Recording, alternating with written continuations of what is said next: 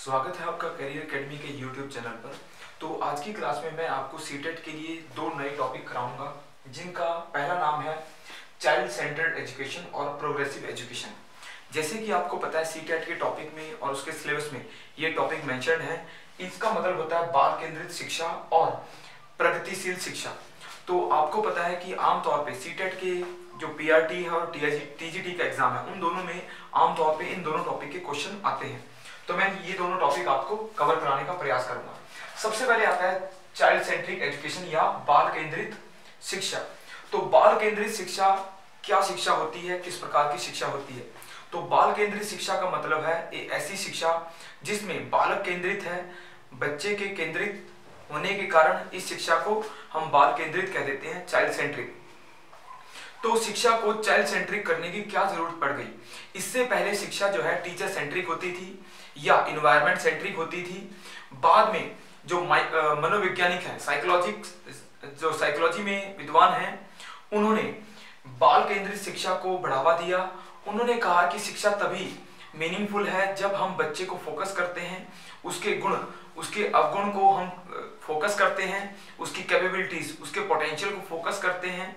जब हम उसके इमोशन या उसकी एबिलिटीज को फोकस करके पढ़ाते हैं, तभी एजुकेशन जो है चाइल्ड सेंट्रिक एजुकेशन बनती है। तो बाल केंद्रित शिक्षा जो है इसलिए जरूरी हो गई क्योंकि शिक्षा में क्या था कि बच्चों को पूरी तरह फोकस नहीं किया जा सकता था। टीचर जो है एक तरफा एजुकेशन दी जाती थी, और जब बच्चों को फोकस किया गया तो इसमें बच्चों की योग्यताओं को बढ़ावा मिला, उसकी क्षमताओं को बढ़ावा मिला, उनकी रुचियों को, उनकी हॉबीज को, उनके इंटरेस्ट आदि को बढ़ावा मिला। तो इसके पीछे जो मुख्य आधार था वो था मनोविज्ञान। तो मनोविज्ञान ने चाइल्ड सेंट्रिक एजुकेशन को बढ़ावा दिया है। अब क्वेश्चन आता है कि मनोविज्ञान से जो शिक्षा मनोविज्ञान को बढ़ावा मिला है, यानी जो एजुकेशनल साइकोलॉजी है, उसने सबसे ज्यादा योगदान दिया है। तो कैसा योगदान है, सबसे पहले देखते हैं हम दोनों को। तो शिक्षा का अर्थ होता है ऐसी इंस्ट्रक्शन, ऐसी शिक्षाएं जो किसी बच्चे को दी जाती हैं उसके जीवन को बदलने के लिए, उसमें परिवर्तन करने के लिए। शिक्षा का अर्थ होता है जीवन में परिवर्तन करना, यानी जब हम लाइफ में चेंज करते हैं, किसी व्यक्ति को हम लाइफ में कैपेबल बनाते हैं या उसको क्षमताओं से युक्त करते हैं, तो उसको हम शिक्षा कहते हैं। जबकि मनोविज्ञान का अर्थ है बिहेवियर को जानना, यानी व्यवहार को जानने के लिए हम मनोविज्ञान का अध्ययन करते हैं। तो शिक्षा मनोविज्ञान ने चाइल्ड सेंट्रिक एजुकेशन को बढ़ावा दिया। शिक्षा परिवर्तन करती है, चेंज करती है, और डिजायरेबल चेंज यानी वांछित परिवर्तन करना शिक्षा का उद्देश्य है। और मनोविज्ञान का उद्देश्य है बच्चों के व्यवहार को जानना, यानी जब हम बच्चों के बिहेवियर के बारे में जानकारी प्राप्त करते हैं तो वो मनोविज्ञान का विषय होता है। तो इन दोनों ने बताया कि बच्चे के मनोविज्ञान में काफी गहरी चीजें हैं, गहन चीजें हैं, उनको जानना जरूरी होता है। जब हम उन चीजों को जानेंगे तभी हम बेहतर शिक्षा उनको दे पाएंगे। तो शिक्षा मनोविज्ञान ने बच्चों के जीवन में मूलभूत परिवर्तन किया और शिक्षा में भी मूलभूत परिवर्तन किया है। अब बाल केंद्रित शिक्षा जो है बच्चों को फोकस करती है। इसमें इन्वायरमेंट को, टीचर का, स्कूल के ऊपर फोकस नहीं होता। इसमें मुख्य फोकस जो है बच्चों के ऊपर होता है। केंद्र बिंदु जो है बच्चे हैं, यानी इसको हम कह देते हैं कि चाइल्ड सेंट्रिक एजुकेशन, जो टोटली चाइल्ड डेवलपमेंट को फोकस करेगी, उसकी स्टेजेस को फोकस करेगी, उसकी एजुकेशन को फोकस करेगी और उसके जीवन को फोकस करेगी। तो चाइल्ड एजुकेशन जो है या चाइल्ड सेंट्रिक एजुकेशन जो है बहुत ही व्यापक शिक्षण है, एक वाइड डायमेंशन की एजुकेशन है, जिसमें बच्चों के हर एस्पेक्ट, एवरी एस्पेक्ट को इसमें फोकस किया जाता है। इसमें बाल केंद्रित का मतलब होता है कि बच्चे की ओवरऑल यानी संपूर्ण विकास। तो बाल केंद्रित शिक्षा का एक महत्वपूर्ण एस्पेक्ट बनता है पूर्ण विकास या संपूर्ण विकास। तो जब बच्चे को हम शिक्षा देते हैं, उस शिक्षा का उद्देश्य उसके जीवन को बदलना या उसको जीवन में सक्सेसफुल बनाना या जीवन में उसको स्ट्रगलफुल बनाना या उसको जीवन में हम योग्यताओं से युक्त करना, तो उस शिक्षा को ही हम चाइल्ड सेंट्रिक एजुकेशन कह सकते हैं। तो बच्चे के संपूर्ण विकास का इसके ऊपर आधार रखा जाता है। अब आता है जो बाल केंद्रित शिक्षण है, इसके मुख्य सिद्धांत कौन कौन से हैं। तो मैं आपको इसके मुख्य सिद्धांत बताऊंगा। सबसे पहले आता है इसका पहला सिद्धांत है क्रियाशीलता का सिद्धांत।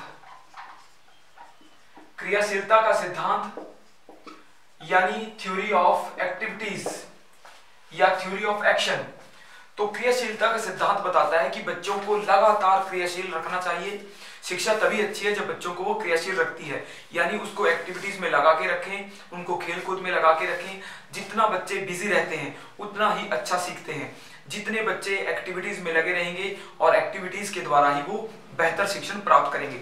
शिक्षा जो है जब बच्चों को एक्टिविटीज के लायक बना देती है, उनको स्वयं सेल्फ एक्टिविटीज करने के लायक बना देती है, तभी शिक्षा जो है अच्छी मानी जाती है। तो पहला सिद्धांत हुआ थ्योरी ऑफ एक्शन या थ्योरी ऑफ एक्टिविटीज।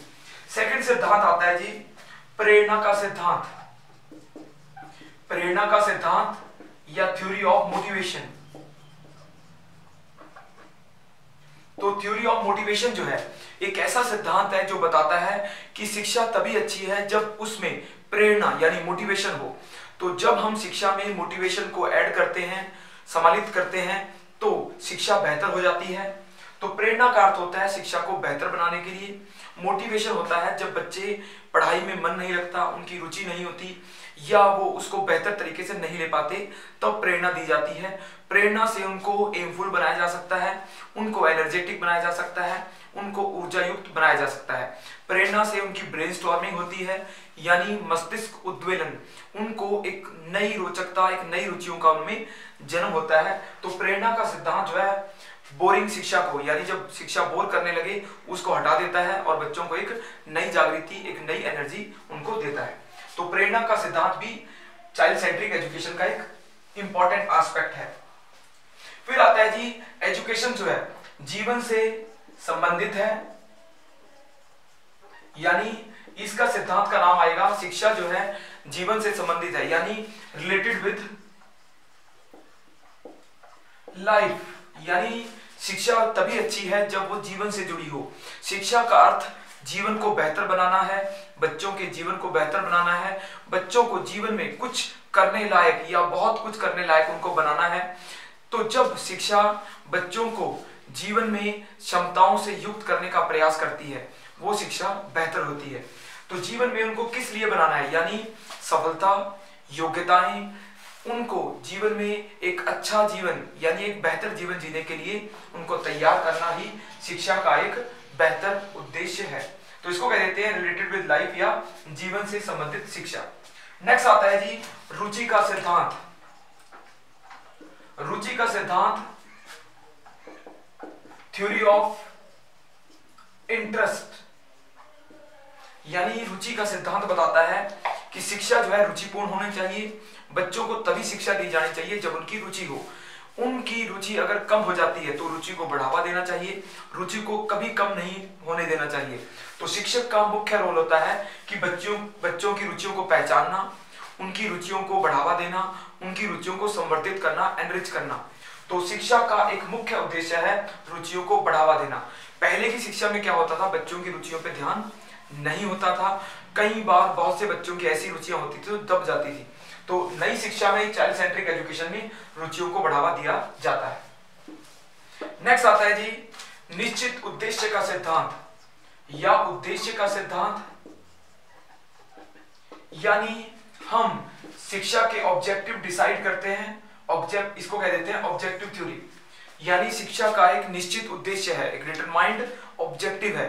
तो शिक्षा का उद्देश्य है जीवन में परिवर्तन लाना, जीवन के लिए तैयार करना, एक बेहतर जीवन की प्राप्ति के लिए प्रयास करना। ऐसी शिक्षा जो समाज में योगदान देती हो, वही शिक्षा का बेहतर उद्देश्य है।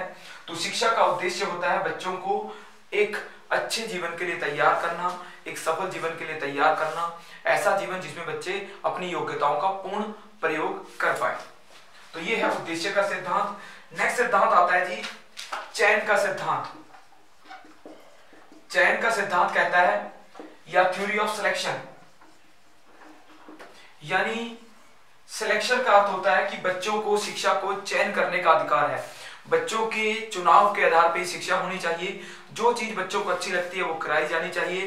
तो चयन का सिद्धांत कहता है कि बच्चों की रुचियों का, उनके इंटरेस्ट का, उनकी एबिलिटीज का ध्यान रखा जाना चाहिए और जो चीज वो करना चाहते हैं उसकी तरफ उनको भेजा जाना चाहिए। तभी बच्चे अपनी क्षमताओं, अपने इंटरेस्ट को प्रयोग पूरी तरीके से कर पाएंगे। तो चयन का मतलब है तो चयन का सिद्धांत बताता है कि बच्चे जो हैं तभी बेहतर सीख पाते हैं जब उनके चयन के सिद्धांत का ध्यान रखा जाता है। नेक्स्ट सिद्धांत आता है जी व्यक्तिगत भिन्नताओं का सिद्धांत। व्यक्तिगत भिन्नताओं का सिद्धांत जो है, या कहो इसे इंडिविजुअल डिफरेंस थ्योरी, यानी इंडिविजुअल डिफरेंस थ्योरी बताती है कि बच्चों के व्यक्तिगत भिन्नताओं का या इंडिविजुअल डिफरेंस का ध्यान रखा जाना चाहिए। शिक्षा तभी अच्छी होती है जब हर बच्चे को अलग अलग तरीके से उनको देख के पढ़ाया जाए, उनकी क्षमताएं, उनकी एबिलिटीज, उनके पोटेंशियल को देख के पढ़ाया जाए। हर बच्चा स्पेशल है, एवरी चाइल्ड इज स्पेशल, यानी हर बच्चा अगर स्पेशल है तो हम उनकी स्पेशलिटी के लिए या उनकी अलग से योग्यताओं के लिए उनको शिक्षा देनी चाहिए। तो शिक्षा तभी बेहतर होगी जब हम उसको व्यक्तिगत भिन्नताओं का ध्यान रखेंगे। नेक्स्ट सिद्धांत आता है जी डेमोक्रेटिक थ्योरी, यानी लोकतंत्रीय सिद्धांत। लोकतंत्रीय सिद्धांत बताता है कि शिक्षा जो है डेमोक्रेटिक होनी चाहिए, लोकतंत्रीय होनी चाहिए। शिक्षा जो है डिक्टेटरशिप के आधार पे नहीं होनी चाहिए। शिक्षा तभी अच्छी है जब उसमें डेमोक्रेटिक वैल्यूज यानी समानता, इक्वेलिटी, लिबर्टी, स्वतंत्रता, और इसमें आता है इक्वेलिटी, लिबर्टी और इसमें एक और जस्टिस, न्याय। जब डेमोक्रेसी में तीन सिद्धांत, न्याय हो, सबके साथ जस्टिसफुल इन्वायरमेंट होना चाहिए, सबके साथ न्याय होना चाहिए, इक्वेलिटी, सबको बराबर देखा जाना चाहिए, और सबको स्वतंत्रता, अपने कहने की स्वतंत्रता होनी चाहिए। डेमोक्रेटिक वैल्यूज का मतलब होता है कि जीवन के ऐसे बेसिक वैल्यूज जो स्कूल, क्लास, परिवार, समाज, संस्कृति सब में जरूरी होते हैं। तो जब शिक्षा में सभी को बोलने का अवसर मिलेगा, सबको समानता मिलेगी और सबको आगे बढ़ने का मौका मिलेगा, तो वही शिक्षा जो है डेमोक्रेटिक शिक्षा होती है। हमें किसकी फीलिंग को दबाना जो है नहीं होता, उनको सबको बढ़ावा देना ही हमारा उद्देश्य होता है।